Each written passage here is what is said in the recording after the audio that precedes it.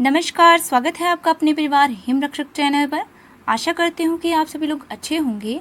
तो आज का मुख्य टेस्ट पेपर है जनरल नॉलेज के ऊपर। जो स्टूडेंट्स एचपी पुलिस कांस्टेबल की तैयारी कर रहे हैं उनके लिए स्पेशल क्लास है, और जो किसी अदर एग्ज़ाम की तैयारी कर रहे हैं उनके लिए भी ये वीडियो इम्पोर्टेंट रहने वाली है, क्योंकि जीके के क्वेश्चंस जो है हर एक एग्ज़ाम में पूछे जाते हैं। और स्टूडेंट्स, आपकी डिमांड पर ये मिक्स्ड क्वेश्चन जो है मॉक टेस्ट पेपर में लेकर आई हूँ।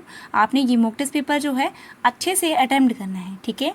क्वेश्चन स्टार्ट करने से पहले आपको बता दूँ कि यदि आप जेल वार्डर की तैयारी कर रहे हो और तैयारी के लिए मॉक टेस्ट पेपर लगाना चाहते हो तो उस नंबर पर आपने मैसेज करना है, ठीक है। इस नंबर पे आपने मैसेज करना है और आपको न्यू पैटर्न के साथ मॉक टेस्ट पेपर जो है प्रोवाइड कर दिए जाएंगे, ठीक है। 7807822045 पे मैसेज करना है। स्टार्ट करते हैं फर्स्ट क्वेश्चन से।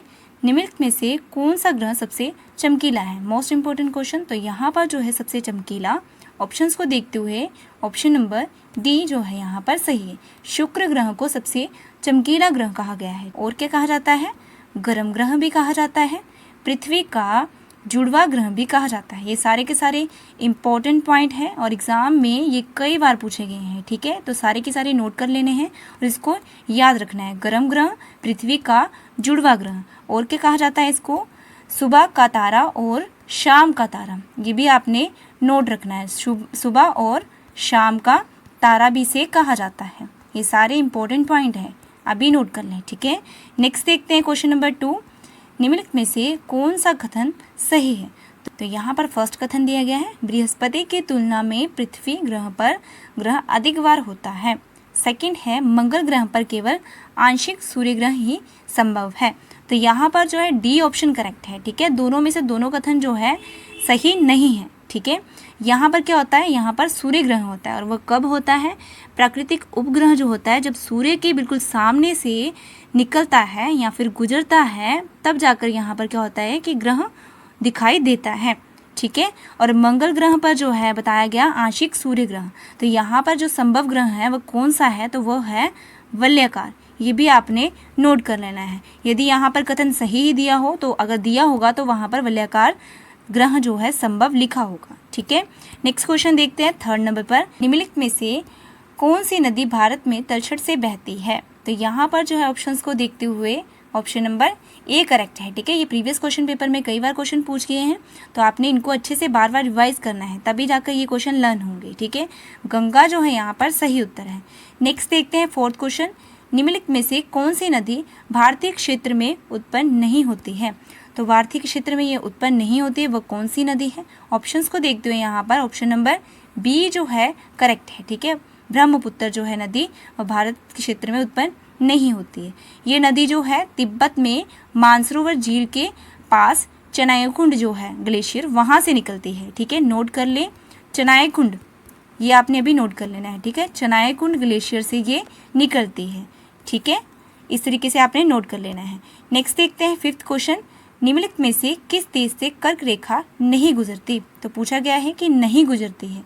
तो यहाँ पर जो है ऑप्शंस को देखते हुए ऑप्शन नंबर बी जो है करेक्ट है, यहाँ से यह नहीं गुजरती है, ठीक है। कर्क रेखा का दूसरा नाम कौन सा है?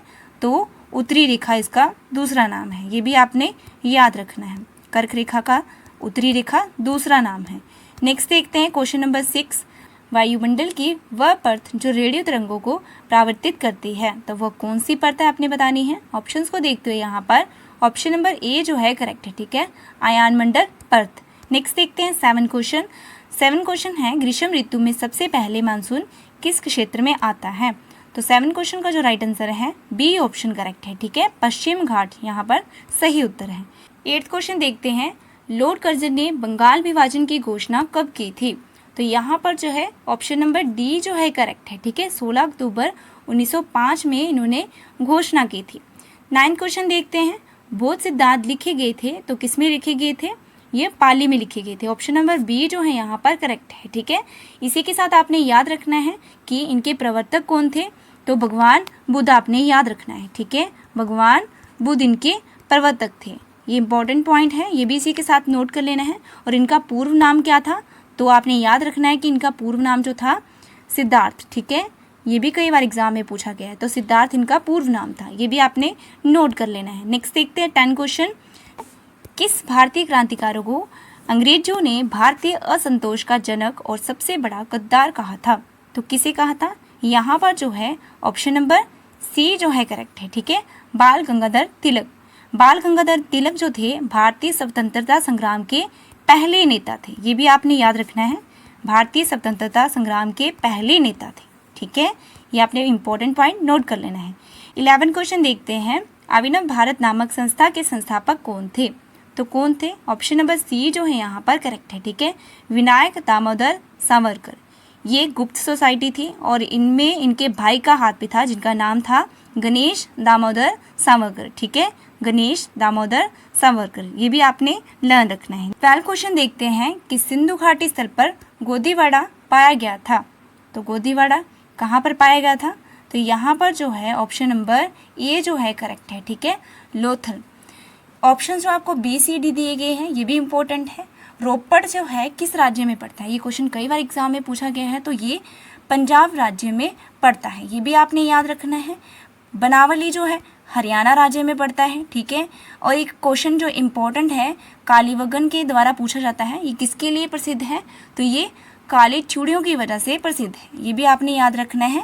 और इसका नाम जो है इसी की वजह से डाला गया है, ठीक है, काली चूड़ियों के लिए ये प्रसिद्ध है, ये भी आपने नोट करना है। और इसका नाम इसी से रिलेट करके डाला गया है, ठीक है। 13 क्वेश्चन देखते हैं। भारतीय संविधान का अनुच्छेद 41 काम करने, शिक्षा पाने और कुछ मामलों में सार्वजनिक सहायता पाने के अधिकार किससे संबंधित है? तो यहाँ पर जो 13 का राइट आंसर है बी ऑप्शन करेक्ट है, ठीक है, राज्य नीति के निर्देशक सिद्धांत। नेक्स्ट देखते हैं 14 क्वेश्चन। भारतीय संविधान के अनुच्छेद 74 और 75 निम्नलिखित में से विषयों से संबंधित है। तो ऑप्शंस को देखते हुए यहाँ पर जो अनुच्छेद 74 और 75 है मंत्रिपरिषद, ठीक है, ऑप्शन नंबर ए जो है यहाँ पर करेक्ट है। नेक्स्ट देखते हैं 15 क्वेश्चन। वीमर शब्द किस खेल से संबंधित है? तो किस खेल से ये संबंधित है? यहाँ पर ऑप्शन नंबर सी जो है आपका सही है, ठीक है, क्रिकेट से ये संबंधित है। नेक्स्ट देखते हैं 16 क्वेश्चन। नालागढ़ की स्थापना किसने की थी? तो नालागढ़ की स्थापना जो थी अजय चंद ने, राजा अजय चंद ने की थी और 1100 ईस्वी में इन्होंने की थी, ठीक है, ये भी आपने याद रखना है, 1100 ईस्वी में इसकी स्थापना की थी। नेक्स्ट देखते हैं 17 क्वेश्चन। प्रथम आगरा सिख युद्ध के दौरान भारत के गवर्नर जनरल कौन थे? तो यहाँ पर जो ऑप्शंस को देखते हुए 17 का जो करेक्ट आंसर है लॉर्ड हार्डिंग जो है आपका सही उत्तर है, सी ऑप्शन जो है यहाँ पर सही है। नेक्स्ट देखते हैं 18 क्वेश्चन। कुल्लू घाटी में सेब की खेती की शुरुआत किसने की? तो यहाँ पर जो है 18 का राइट आंसर है ऑप्शन नंबर ए जो है स्टॉक से यहाँ पर सही उत्तर है, ठीक है, जिला शिमला में की थी। नेक्स्ट देखते हैं 19 क्वेश्चन। हिमाचल प्रदेश का कौन सा क्षेत्र प्राचीन काल में त्रिगत के नाम से जाना जाता है? तो त्रिगत के नाम से प्राचीन नेम आपने याद किए होंगे और आपको हिमरक्षक चैनल पर एक इम्पॉर्टेंट ट्रिक के साथ भी आपको प्राचीन नेम जो है याद करवाए गए हैं, तो आपने उस वीडियो को ज़रूर देखना है, उसमें सारे ओल्डेस्ट नेम जो है विद द ट्रिक के साथ लर्न करवाए गए हैं, ठीक है। तो यहाँ पर त्रिगत का ऑप्शन नंबर बी जो है आपका सही है, ठीक है, कांगड़ा। नेक्स्ट देखते हैं 20 क्वेश्चन। हिमाचल प्रदेश के मूल निवासी किस समूह से संबंधित है? तो आपको ये क्वेश्चन पिछले जो मॉक टेस्ट पेपर गए हैं उसमें आपको मैंने करवाया था। फर्स्ट क्वेश्चन था एक मॉक टेस्ट पेपर में, तो वहाँ पर आपको बताया था कि जो मूल निवासी है उन्हें क्या कहते हैं।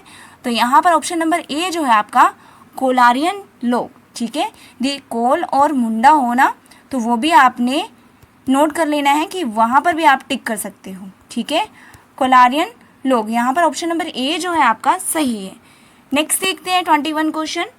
पब्बर किस नदी की सहायक नदी है? तो पब्बर जो है आपकी किस नदी की सहायक नदी है?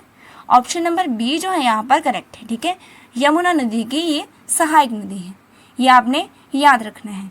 नेक्स्ट देखते हैं आपका क्वेश्चन नंबर 22। व्यास नदी की सहायक नदी कौन सी है?